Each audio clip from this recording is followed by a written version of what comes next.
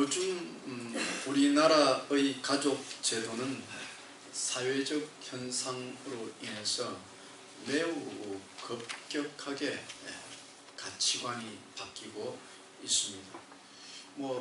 다들 이제 연로한 분들이 주로 많이 계시니까 아시겠지만, 제가 어릴 때만 해도 대부분의 가족들이 전통 대가족이고, 학교에서 또 영화관에 가면 나라에서 홍보하는 홍보 시간에 핵가족이 나온다, 그런 이야기하고 한 집에 차가 한 대가 있을 것이다, 그런 이야기가 아마득하게 들립니다. 제가 어릴 때만 해도 그저 엄마, 아버지, 할아버지, 할머니가 계시는 집도 꽤 많이 계셨고, 형제 자매들은 못해도 서너 명 이상씩 그렇게 한 집에서 살고 있었습니다. 저도 아버지, 엄마 밑에 7남매가 있었는데, 그 7남매 가운데 막내로 자라났습니다. 그리고 이제 제가 나이가 들고 훗날 이제 책을 통해서 이 가족 관계에 대한 공부를 조금 하면서 가계도라는 것을 접하고, 예전에 제자대학 할 때 가계도 그리는 것도 제가 여러분들에게 했던 기억이 납니다만은, 저에게는 참 많은 공감과 유익을 얻을 수 있었습니다. 왜냐하면 이 가계도라는 것을 같이 그려보고 대화를 하고 상담을 하면 그 집안에 있는 가족의 일반적인 특성들이 수학 공식처럼 나오기 때문입니다. 그래서 엄마, 아버지 밑에 이렇게 자녀들이 여러 명 있으면 그 집안의 장남의 일반적인 특징, 또 막내의 일반적인 특징, 이 막내의 특징 중에 재밌는 건 마스코트라는 거잖아요. 나이 드신 어머니, 아버지를 즐겁게 해주는 막내 아들, 그래서 마스코트라 그렇게 하죠.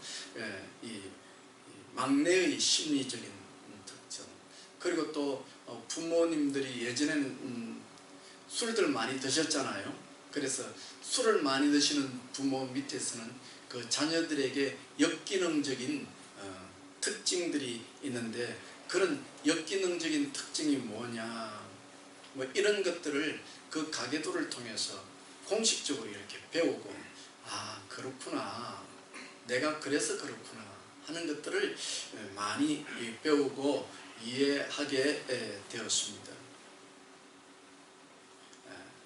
여기 계신 분들도 아마 대개 제가 이야기하면 어느 정도 이해가 되실 겁니다. 막내의 특징, 장남의 특징, 둘째 아들의 특징, 이게 참 다르잖아요. 장남의 성격이 다르고 둘째 아들의 성격이 다르잖아요. 그래서 우리는 어려서부터 집안에서 형과 동생, 언니와 남동생의 사이 속에서 이렇게 관계를 맺는 훈련들을 많이 하죠. 지금도 우리 교회에 보면 어린아이가 둘 형제가 나오는데, 큰아이하고 작은아이가 성격이 다르잖아요.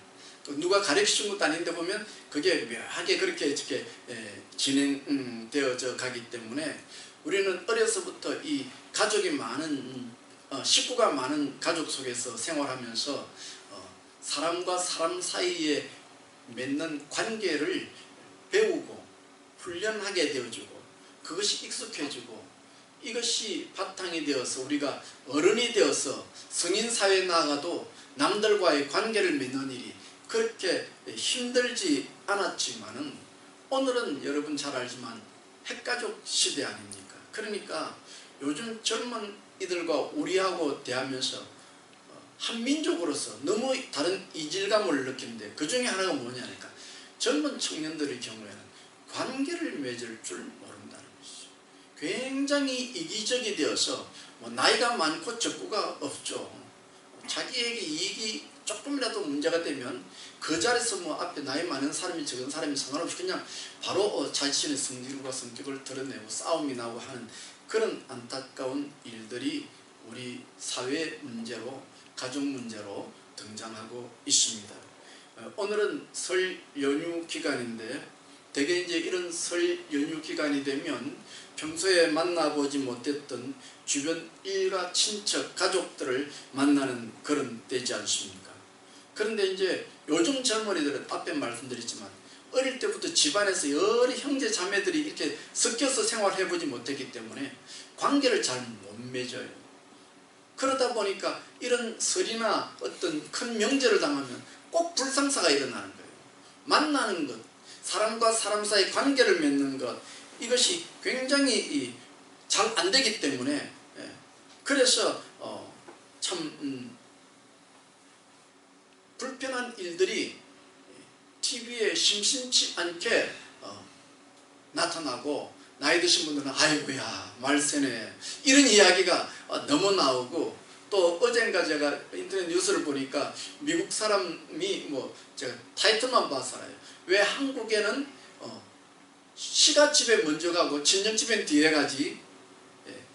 우리 때만 하더라도 친정집에 간다는 생각도 못했을 텐데 이제는 그게 아니고 왜 시댁에 먼저 가느냐, 이게 이제 이상한 눈으로 보일 만큼 세월이 많이 바뀌어갑니다. 왜냐하면 요즘 30대 대개 있는 분들이 보면 저희도 그렇지만 둘라 잘 키우자, 뭐 한 명도 많다, 뭐 이런 시절에서 컸고 이들이 이제 30대 40대가 되면서 결혼을 해도 역시 자녀들이 뭐 한 명 많아야 둘 이 정도가 되지 않습니까? 심지어 요즘은 사비가 유행한데요. 사비가 뭔 줄 아셔요? 사비가 결혼 안 한다, 또 뭐 이성교제 안 한다, 또 뭐 이래 하여튼 남들과 관계 맺는 걸 안 하는 게 네 가지를 젊은 청년들이. 그래서 요즘은 뭐 여러분 이런 마트 같은 데 가보셔도 알지만 1인용 포장 음식들이 얼마나 많이 나옵니까? 그죠? 그래서 뭐 혼자 계시는 분들도 1인용 포장 음식 들고 와가지고 집에서 끓여 드시고 이렇게 하기가 좋을 만큼 참 1인 가족이 많이 생겼는데 얼마 전에 우리나라 통계를 보니까 가족 통계를 해보니까 10가족 가운데 혼자 사는 가족이 10%를 차지한대요. 그러니까 우리나라 가족에 10가족이 있으면 그 중에 한 가족은 혼자 사신다 하는 것이죠.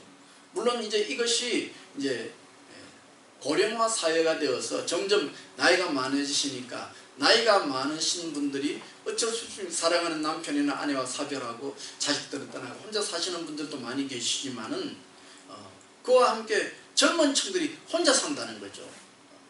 30대, 40대 이런 분들이 아예 결혼도 안 하고 뭐 이성 교제도 안 하고 뭐 이것도 안 하고 저것도 안 하고 혼자만 집 방 안에서 살아간다 그런 거죠. 그래서 남들과의 교제를 맺고 관계를 맺는 이게 굉장히 서투르다는 거예요. 서툴다는 거예요. 사람과의 관계 맺는 것을 불편하게 여기고 툭하면 어떤 대화를 통해서 해결하기보다는 법으로 해결하려고 하고, 이것이 오늘 우리나라의 가족의 문제가 아닌가 그렇게 생각됩니다. 그러다 보니까 자연히 교회도 문제가 생깁니다.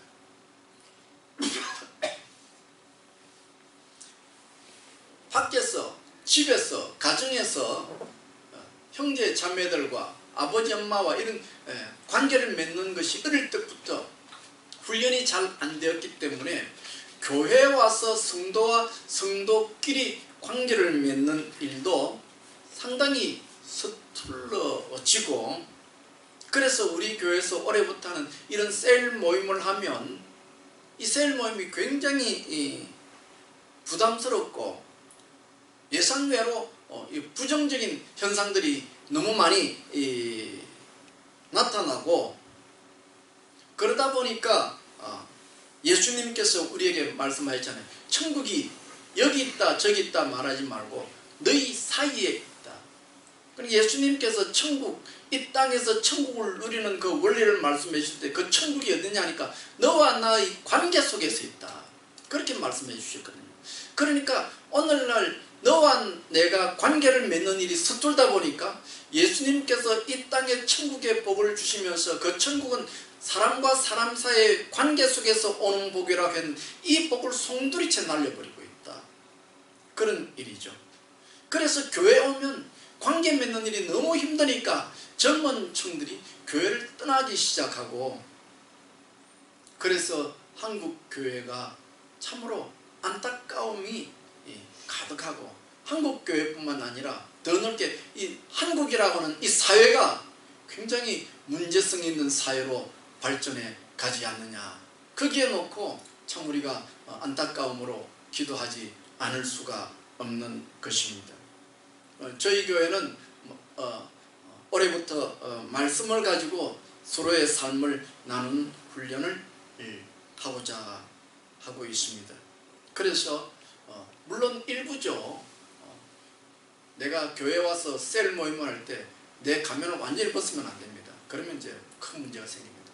일정 부분, 감당할 수 있는 부분만 조금만 내는 거죠. 내 삶의 일부를 교인들과 서로 공개하고 서로 나누는 것, 이것이 서툴고 불편해도 말씀을 바탕으로 조금씩 나눔으로 위로하고 격려함으로 정말로 예수 믿는 사람의 교제의 복, 예수님께서 하신 말씀처럼 천국의 복이란 사람과 사람 사이의 관계 속에서 맺는 복이라고 했는데, 이 복을 조금이라도 우리가 누려보는 그런 훈련을 하는 한 해가 되기를 바라고, 오늘 본문 마태복음 7장이죠. 제가 순서가 조금 잘못 잡아서 5장을 하다가 이제 6장, 7장 이렇게 순서가 나가야 되는데 조금 순서가 바뀌었습니다. 오늘부터는 마태복음 7장을 하려고 하는데, 오늘 읽은 본문 여러분 잘 아시고 너무 유명한 본문이고, 오늘 이 본문에서 예수님이 말씀하시는 내용이 뭔지 너무 잘 아시죠. 비판하지 말라 하는 말씀입니다. 그래서 그대로 이 말씀이 핵심 문장이어서 비판하지 말라 하는 주제로 여러분들에게 설교하려고 합니다. 먼저 이 마태복음 7장에 나오는 7장 1절에 나오는 비판하지 말라 하는 말씀을 전하기 전에 이 말씀이 전체적으로 위치해 있는 내용들을 한번 리뷰를 한번 해보는 것이 유익하겠죠. 산상수훈이라고 그랬잖아요. 가장 유명한 말씀이에요. 하나님을 온전히 안 믿는 이런 진보 계통의 신학자들도 성경을 하나님의 말씀이라고 안 믿는 그런 사람들도 무엇만큼은 인정하느냐 하니까 이 산상수훈만큼은 인정한다 그러잖아요. 예수님을 믿든 안 믿든 산상수훈은 인정한다는 거죠. 산상수훈이 5장, 6장, 오늘 보면 7장 이렇게 석 장에 걸쳐서 있잖아요. 이 산상수훈이라는 것은 하나님께서 우리에게 천국의 복을 소개하는 내용이거든요. 그런데 이 5장, 6장, 7장인데 그 5장, 6장, 7장 가운데 오늘 본문 7장을 읽으니까 산상수훈의 결론이죠. 서론, 본론, 결론. 5장 서론, 6장 내용, 7장 결론, 이렇게 보면 되는 거죠. 그러니까 산상수훈의 결론이죠. 7장이. 그 천국의 복을 예수님께서 결론을 내리시면서 하시는 말씀이 뭐냐 하니까, 천국의 복은 성도와 성도 사이에, 사람과 사람 사이에 맺는 관계를 통해서 누리는 것이다. 이야기를 하시는 것이죠. 다시 말하면 우리가 교회 생활을 하면서 성도와 성도 사이에 어떤 관계를 누리느냐, 이것이 하나님이 우리에게 말씀해 주신 천국의 복을 누릴 수 있느냐 못 누리냐 하는 시금석이 된다는 것이죠. 그냥 예배만 들고 그냥 부탁 가느냐. 오늘 대부분의 한국 교회들이 그렇잖아요.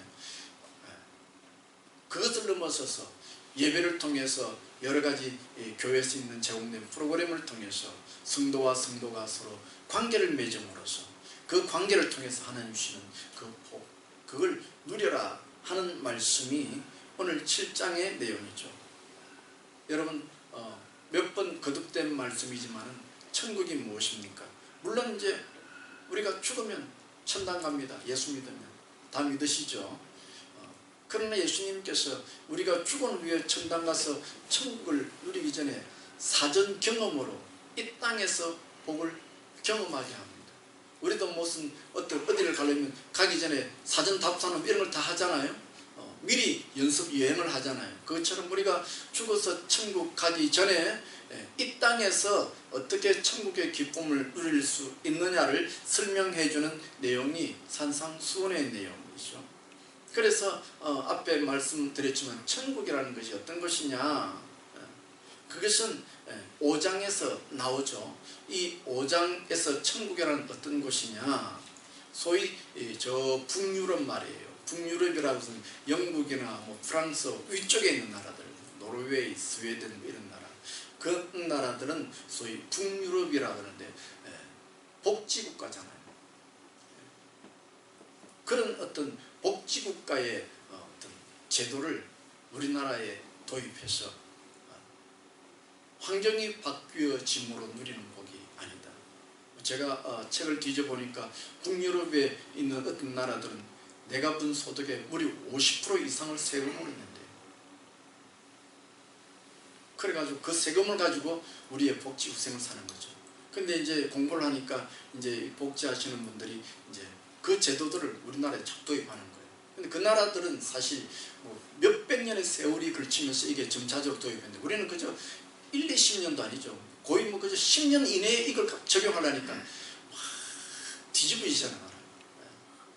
그래서 이 천국이라고 하는 것은 이 북유럽에 있는 나라처럼 너무너무 좋은 제도를 우리나라에 만들므로 누리는 것이 복이 아니다. 천국의 복이라는 것은 내 주변의 환경을 바꾸어서 누리는 복이 아니다 하는 것이죠. 아니고 천국이라고 하는 것은 내 마음이 바뀌어야 천국이 된다. 그래서 찬송가에도 보면 초가 삼관이라도 내 주 예수 모신 곳이 천국이 된다. 성경은 그렇게 가르치잖아요. 그러면 내가 변해야 천국을 누릴 수 있는데 어떻게 변해야 하느냐? 그게 마태복음 6장에 기록되어지죠. 내가 변해야 하는 그 특징이 어떤 것이냐? 6장에서 이야기합니다. 그리고 오늘 7장에 나오면 그러면 그 천국의 복을 누리는 구체적인 방법이 뭐냐? 그것은 사람과 사람 사이의 관계 속에서 누린다. 왜? 천국이라고 하는 것은 달랑 나 혼자 가서 사는 곳이 아니잖아요. 천국도 쉽게 말하면 사람이 사는 곳이지. 그러니까 천국이라고 하는 것은 너와 내가 천국이라도 같이 관계를 맺는 것을 통해서 누리는 것이기 때문에 사람과 사람 사이의 관계를 맺는 일이 너무너무 중요하다는 것이죠. 여러분이 꼭 기억하셔야 될 것은 내가 신앙생활을 하죠. 예수님을 믿죠. 첫 번째 단계는 내가 영적으로 하나님을 체험하는 일이 너무너무 중요합니다. 내 영혼이 하나님을 믿고 확신하는, 그래서 내 영혼이 거듭나는 거 중요하죠. 하지만 신앙생활은 이것으로 끝나는 것이 아닙니다. 신앙생활은 내 마음속에서 내가 예수님을 믿는다 이걸로 끝나는 것이 아니고 내가 믿는 예수님을 믿는 이 마음을 가지고 교회 오니까 나와 비슷한 사람이 있어요 없어요? 있잖아요. 나도 예수님 믿기로 결단하고 내 마음속에 예수님이 나오셔서 들어오셔서 내가 거듭나서 예수 믿기로 결심하고 교회를 오니까 나와 비슷한 형제 자매들이 있더라는 거예요. 그래서 그런 나와 비슷한 사람들과 관계를 맺는 이걸 보고 뭐라 그러냐면 신앙생활이라 그러잖아요. 그러니까 신앙생활이라고 한마디 말하면 예수 믿는 사람들끼리 어떤 관계를 맺느냐 하는 관계 맺는 훈련이고, 이 관계 맺는 훈련을 통해서 하늘의 복을 누릴 수 있다 하는 것입니다. 많이 경험들 해보셨어요. 정반대로 한번 부정적으로 말씀드려 보겠습니다. 교회 나오면 시험 받을 때가 있으시죠? 그죠? 그죠? 아무도 안 받아보셨습니까? 우리 초대교회 성도님들은 시험 받아보셨잖아요. 언제 시험 받나요? 누구 때문에 시험 받나요? 하나님 때문에 시험 받나요? 아마 이 땅에 어떤 사람이라도 예수님을 믿을 때에 시험 받았다 소리를 할 때 그것이 하나님 때문에 시험 받는 사람은 단 한 사람도 없을 것입니다. 사단이 어떻게 우리 곁을 찾아오죠? 사단이 언제 우리를 유혹합니까? 어떻게 유혹합니까? 사단이 어느 날 갑자기 이상한 모습을 하고 찾아와서 나를 유혹하나요? 그게 아니고 사람을 통해서 유혹하잖아요. 내가 언제 시험을 받습니까? 사람을 통해서 시험 받죠. 하나님을 통해서 받는 것이 아니고 사람을 통해서 받잖아요. 그러니까 다시 말하면 성도와 성도가 교회에서 맺는 신앙의 이 관계를 맺는 이 훈련이 잘못되어지면 이것을 통해서 사단이 찾아와서 내 신앙을 유혹하고 내 신앙을 흔들죠. 그래서 교회 생활을 하더라도 옆에 있는 교인과 좋은 관계를 맺지 못하면 신앙의 한계를 느끼게 되어지고 신앙의 재미를 모르게 되어지고 그리고 이게 계속되어지면 참 죄송한 표현입니다만은 도로함이 타불이 되는 거예요. 하나님을 못 믿었을까 아니에요. 예수님을 못 믿었을까 아니에요. 사람과 사람 사이 관계를 제대로 못 믿기 때문에 신앙생활을 하기가 어려운 거죠. 그래서 상처를 받을 때도 교회 와서 보면 가만히 이야기 들으면 진짜 참 유치하고 치사하고 안이 꺾고 더럽고 아무것도 아닌 그게 괜히 그 기싸움이 일어나고 그래가지고 그것 때문에 상처를 받았다고 뒤집어지고 그래서 결국은 못 나오게 되어지는 것이죠. 그래서 예수님께서 산상수훈 결론 부분에 나와서 말씀하시는 것이 천국이라고 하는 것은 사람과 사람 사이의 관계를 어떻게 맺느냐 이것이 매우 중요하다. 저도 이제 나이가 이제 60이 넘어서 60 이제 내시잖아요. 근데 참 묘해요. 예전에 없던 성질이 올라와요. 전에는 잘 참았는데 이제는 잘 참기 힘들어요. 성질이 팍팍팍 올라와요. 그러면 어떻게 되십니까? 조금만 불편하면 관계를 탁탁 끊어버리잖아요. 그죠? 여러분은 그렇지 않겠지만 그래요. 그래서 나이가 드니까 속에서 있던 옛날에 눌러놓았던 그 고약한 성격들이 올라오면서 버럭버럭 성질을 내니까 옆에 사람이 좋아해요, 안 좋아해요? 안 좋아하죠. 그래 내가 어디 갈 데가 없어. 사귈 데가 없어. 양로원에 가서도 싸우고 온다니까요. 복지관 가서 옆에 있는 나이 드신 아저씨랑 괜한 일로 불편해가지고 금방 복지관도 못 나간다니까요. 결국은 나이 들면 방구석에 박혀가지고 하루 TV만 틀고 집에 있는 마누라 남편 덜덜 옥다가 숨을 거두는 게 우리의 모습이다 그 말이에요. 그래서 오늘 이 말씀을 전하면서 주제로 다시 한번 들어가 보면 오늘 주제가 비판하지 말라 하는 것입니다. 그러면 왜 사람은 비판하는가? 비판하는 심리가 뭐냐? 왜 남을 비판하느냐? 사람의 마음이 어떻길래 비판이라는 것이 나오느냐? 우리의 심리를 한번 살펴보려고 합니다. 첫째는 이 심리학 책을 보면 방어기제라는 단어가 나오는데요. 교우들이 들으시기에는 좀 어려운 단어죠. 방어기제 공부를 해보면 나이가 들어보니 그래 아무것도 아닌 것 가지고 괜히 공부 좀 하는 사람 어려운 단어를 만들어내. 그래 그 어려운 단어를 또 쉬운 말로 설명을 해. 그게 공부예요. 나이가 들어보니까 이거 별게 아니네 이거. 괜히 용어를 어려운 걸 만들어 가지고 했지만은 방어기제라고 하니까 여러분 뭔가 모르겠지만은 아무것도 아니에요. 우리의 실생활 속에서 우리가 늘 행하는 일들이에요. 그거를 어려운 단어를 만들어 놓고 그게 뜻이 뭐냐 찾게 하는 거예요. 그게 공부더라고 보니까. 방어 기제가 뭐냐? 그건 한마디로 말하면 살면서 남에게 내 속마음을 안 들키게 하려는 처세술이야. 여러분의 속마음이 남에게 드러나는 걸 좋아하십니까? 그런 사람은 조현증이라 그러죠. 요즘은 정신분열병이라고 안 하고 조현병이라고 그러잖아요. 누구든지 사람은 본능적으로 내 마음을 감추려고 그러잖아요. 그죠? 숨기려고 그러잖아요. 그런데 이걸 어떻게 숨기느냐? 요걸 이제 방어 기제라고 한다 그 말이죠. 한 일식집에서 있었던 일입니다. 그저 테이블이 한 서너 개 정도 있는 조그마한 일식집인데 손님들이 이제 일식집을 보면 이제 그걸 칼 휘두르는 사람을 뭐라 그러는 그걸 주방장이라는데 일반 집에는 주방장인데 한식집에는 일식집에는 뭐라 하는지 모르겠어요. 어제 그 칼이 쫙 들고 이렇게 고기를 싹 이렇게 쓰는 사람이 있잖아요. 이렇게 이제 썰어서 직접 보느라도 썰어서 이제 손님 나눠주잖아요. 이래 이제 점심 때 이제 한 10여 명 이렇게 손님이 있고 앞에 힘 모자를 쫙 폼 잡고 해가지고 일식칼 서심이라는 사시미 칼로 이렇게 샥샥샥 썰어 주는 순간에 일하던 아르바이트 학생이 그 그릇을 보다 그릇을 와장창 깨버린 거예요. 깜짝 놀란 거죠, 분위기가. 그 순간에 이 사시미 칼로 회를 떨던 그 주방장 눈이 반짝거리고, 그리고 한 1, 2분 정적이 흘렀을까요? 손님들도 바짝 얼었어요. 이제 큰일 났다.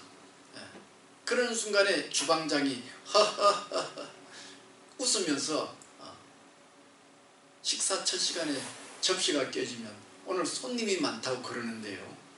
그리고 웃기고 넘어갔어요. 그러니까 거기 있던 손님들도 다시 하하 웃고 위험했던 분위기를 지나칠 수 있었던 거예요. 아마도 제가 그 주방장의 속마음에 안 들어가 봐서 모르지만은 이제 공부를 해보면 분명히 속에서 욱하는 감정이 올라왔을 거예요. 그죠? 식당에 지금 한 손님 14명이 앉아서 이제 식사국에 사시미 칼로 회를 끓여서 해주는데 얼마나 분위기가 좋아요. 그런데 와장창 이렇게 깨었으니 저 같으면 야! 하고 상시없이 나가면서 그냥 뭘 할 텐데, 그럼 분노가 올라오죠. 속에서. 올라올 때 한편 내 머릿속에서 이러면 이 사업장이 깨부셔져. 안 되지. 이러면 손님들 다 튀어나가. 그래서 순간적으로 타협이 생기는 거예요. 내 속에서는 분노가 확 올라오는데 머릿속에서는 이러면 안 되지 하고 순간적으로 협의를 봐가지고 나온 결과가 뭐냐, 그 유머로 첫 식사 때 접시가 깨지면 손님이 많이 온답니다. 이렇게 말을 침으로 분위기를 잘 무마해 나갔다는 거죠. 이게 뭐냐니까 성숙한 방어 기제라고, 이걸 성숙하게 하는 것이죠. 자기 속에서 올라오는 그 불쾌한 감정을 숨기는데 성숙한 방법으로 숨겼다는 말이에요.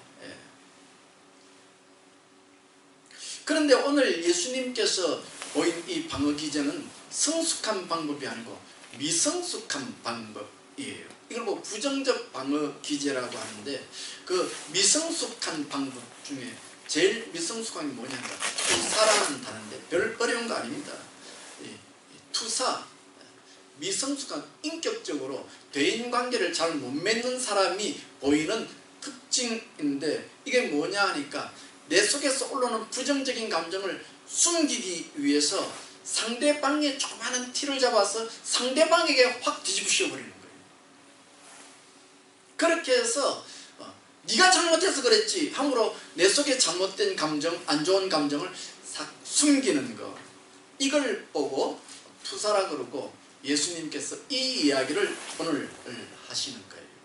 물론 제가 이런 설교를 하는 수 있는 것은 여기 있는 교우들은 단 한 번도 이런 미성숙한 처신법을 사용하는 분이 없을 줄로 알기 때문에 말씀드리는 것인데, 아마도 이런 식으로 내 속에 부정적인 감정이 올라오는 것을 숨기기 위해서 내 옆에 사람에게 확 다 뒤집어 씌우는 이런 스타일로 대인관계를 맺는다고 하면 아마도 그 관계가 꽤나 피곤할 겁니다. 그 상대방이 꽤나 피곤하고 힘이 들고, 이런 대인관계를 맺는 분들은 점점 갈수록 대인관계를 맺기가 힘들어지고 결국은 앞에 말씀드린 것처럼 방구석에서 뺑뺑뺑뺑 도는 그런 인생이 되어질 것이다 하는 것입니다.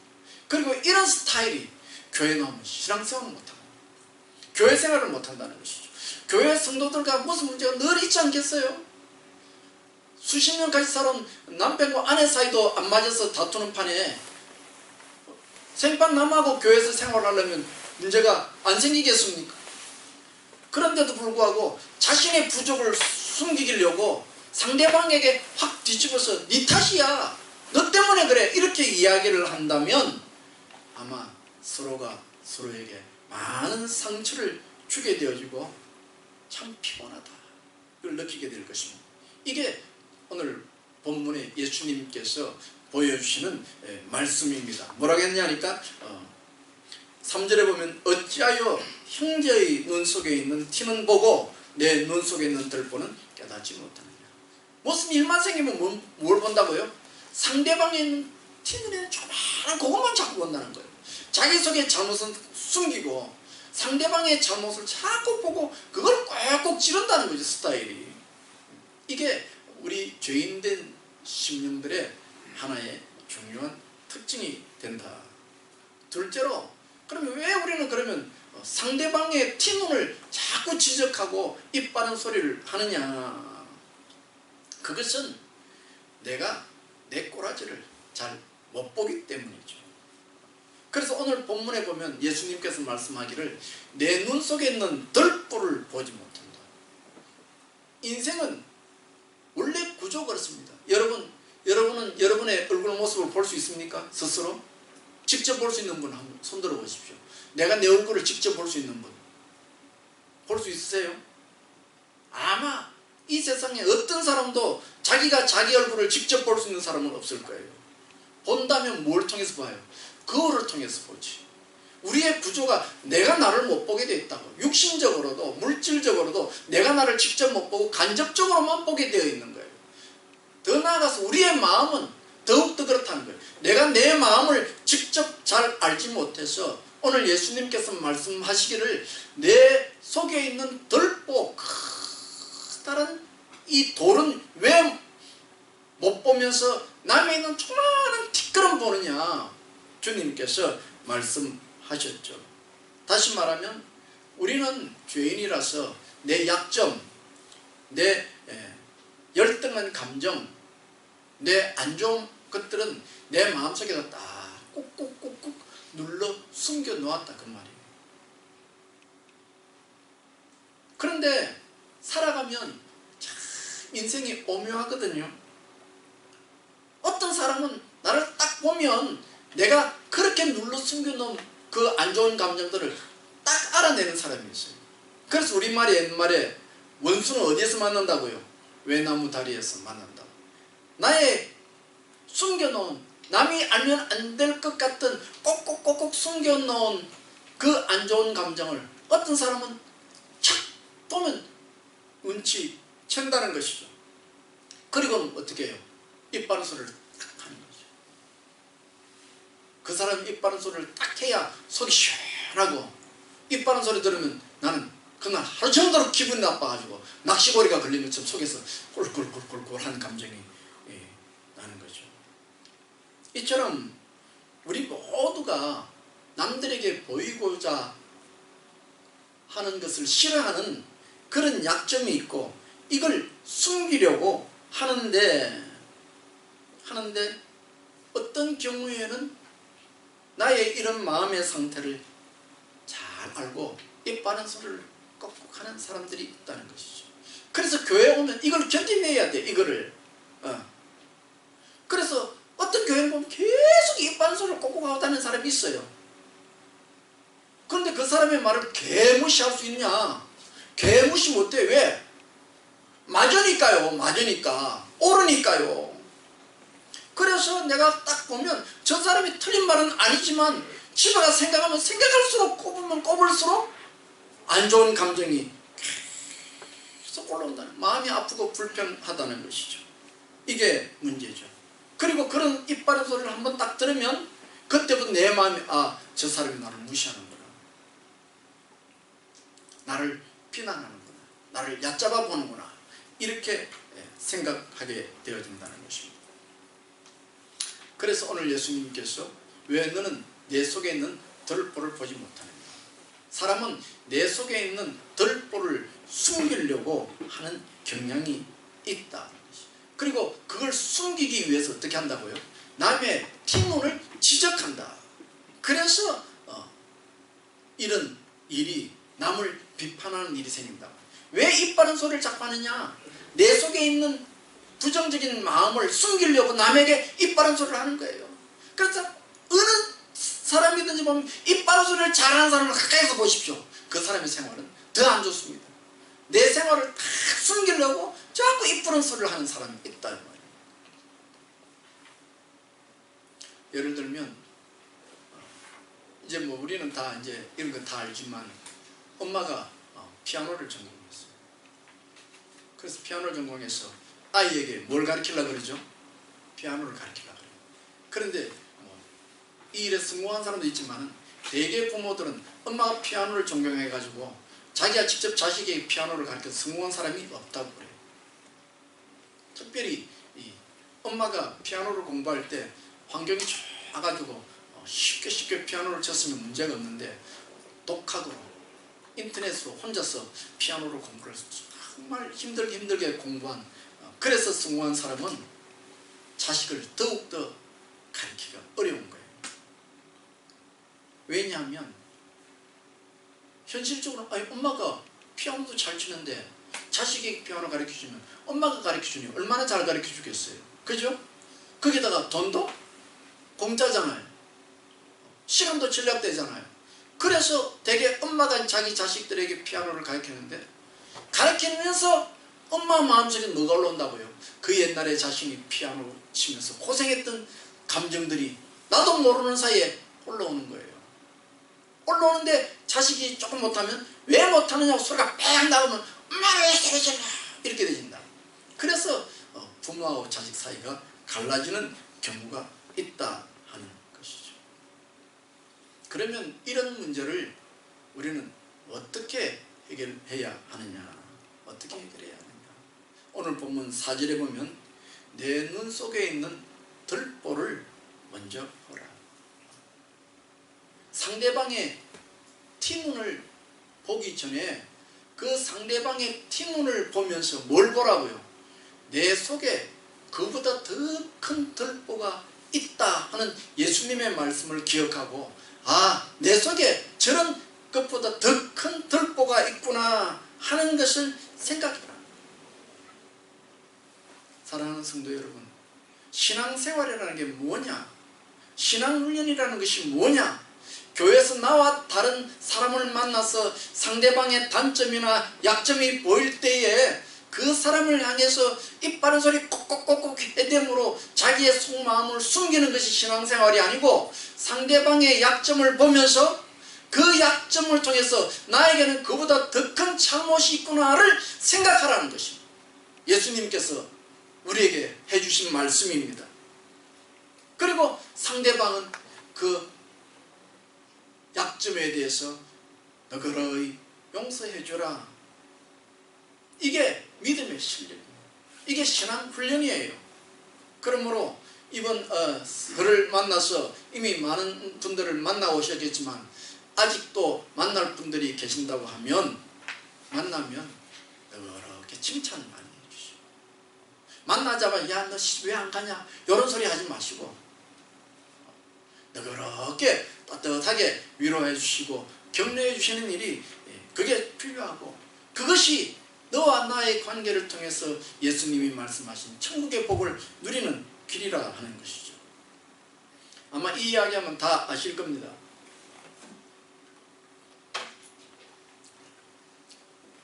예전에 TV 나올 때, 흑백 TV 나올 때 즐겨 보았던 드라마인데요. 미국 드라마 아시죠? 형사 콜롬보라고요. 기억나시는 분 손 들어볼까? 나이 드신 분. 형사 콜롬보. 네, 봤잖아요. 저도 그때를 봤는데. 그 형사 콜롬보 하면 우리 젊은 분들은 잘 모르실 거예요. 근데 나이 드신 분은 아시니까. 그 형사 콜롬보, 그 형사가 보면 좀 어거추춤하게 다니면서 꼭 손님을 들고 다녀요. 요만한 잔을 들고 다니잖아요. 요래가지고 꼭 이게 재봐, 이렇게 어디든지. 만약에 우리가 오늘 교회를 다니면서 손에 잔을 하나 들고 다니면서 상대방의 행동이나 말에 대하여 시시콜콜 잔을 대가지고 요거 틀렸다, 맞다 지적하면 상대방이 매우 피곤해하겠죠. 교회 생활이 힘들겠죠. 가정생활이 힘들겠죠. 내가 가지고 있는 기준이 있어. 응? 내가 가지고 있는 이 일은 이렇게 해야 된다는 기준이 있어요. 그런데 집안에서 상대방이 그 기준에 틀린다면, 그럼 형사콜롬보처럼 딱 대고 요건 요렇지 하고 딱 되면 그 관계가 힘들고 어렵다 하는 것이죠. 어떻게 하라고요? 남의 티눈을 보지 말고 오히려 남에게 티눈이 보이면 어떻게 하라고요? 내 속에는 그보다 더 큰 들보가 있지. 예수님께 주신 이 말씀을 기억하고 내 마음속에 있는 들보를 찾아내는 시간으로 삼아라. 어떻게 내 속에 있는 들보를 압니까? 앞에도 간단히 말씀드렸죠. 내가 내 얼굴을 직접 볼 수 없다고요. 거울을 통해서만 볼 수 있다고요. 우리는 병이 있으면 내 병을 어떻게 합니까? 내가 직접 모르고 병원에 가서 MRI나 엑스레이를 찍어서 그걸 통해서 보잖아요. 그러니까 상대방의 어떤 티눈이 보이면 그게 나의 영적 MRI라고 보시면 되는 거예요. 아, 내 속에 저런 게 있지. 상대방이 화를 내면 아, 내 속에 나도 저거보다 더 큰 저런 게 있지 하고 나를 생각하라 그 말이에요. 앞에 말씀드렸지만 일반적으로 미성숙한 사람은 어떻게 한다고요? 내 속에 이런 어떤 무거운 감정들이 느껴지면 그게 없는 척 하려고 상대방을 지적하고 왜 그렇게 하느냐고 지적하고 야단하는데, 우리 믿는 사람은 그렇게 하는 것이 아니고 상대방에 뭔가 잘못이 있으면 그걸 통해서 내 속에는 더 큰 감정, 안 좋은 것이 있지, 그걸 찾아보라는 거예요. 예수님께서 천국을 누리는 산상수훈의 결론 부분에 그 이야기를 해주시는 거죠. 그리고 그게 느껴지면 아, 나도 그렇지, 나도 안 좋은 감정이 있지, 그게 느껴지면 어떻게 하라고요? 오늘 오전 말씀이 어떻게 하라고요? 그 들보를 빼내라 그러잖아요. 그 들보를. 다시 말하면 상대방을 통해서 나에게 어떤 부정적인 감정이 올라오면 이것을 붙잡고 하나님 앞에 나와서 하나님, 내가 죄인이지요. 내 마음속에는 더 부정적인 감정이 있지요. 나에게는 더 나쁜 생각이 있지요. 하나님, 나의 이 죄를 용서해 주십시오 라고 기도하라는 것입니다. 그러니까 이런 상대방의 부족함과 안 좋은 점을 볼 때에 그것을 통해서 나의 잘못을 기억하고 하나님 앞에 나아가서 기도하는 기회로 삼는다면 내 마음에 있는 상처가 치료될 뿐만 아니라 그것을 통해서 내가 변화되어지고 나는 그 변화되어진 마음으로 상대방을 너그럽게 용서해 주므로 우리는 관계의 복을 누리게 되어지는 것이죠. 그리고 내가 상대방이 잘못한 것을 너그럽게 덮어주면 하나님께서 우리를 너그럽게 덮어주시는 것이죠. 내가 상대방을 긍휼히 여겨주면 우리 하나님이 그런 나를 긍휼히 여겨주시는 것이죠. 그러니까 신앙훈련, 인간관계, 사람 맺는 거, 이거 문제가 나는 거, 싸움이 나는 거, 이건 상대방 탓이 아니죠. 우리 교회 까칠한 권사님이 계셔서 그런 일이 벌어지는 것이 아니고 이건 사실 내 마음의 문제죠. 내 마음의, 내 잘못의 문제죠. 이거를 알아야 된다. 이게 신앙생활의 핵심적 노하우다는 것이죠. 그래서 여러분, 인간은 영물이라 그러잖아요. 영물이에요. 인간은 말 안 해도 알아요. 그래서 인간은 말하는 그 말 속에 깔려있는 감정을 느껴요. 저 상대방이 나에게 좋은 감정을 가지고 있는지 나쁜 감정을 가지고 있는지 그걸 알아요. 그래서 특별히 말을 안 해도 저 사람이 내가 실수했는데도 불구하고 내 실수를 너그럽게 이해해 주는구나, 내 실수를 덮어주는구나, 모른 척 해주는구나 하는 것을 말은 안 해도 안다고, 내 마음이.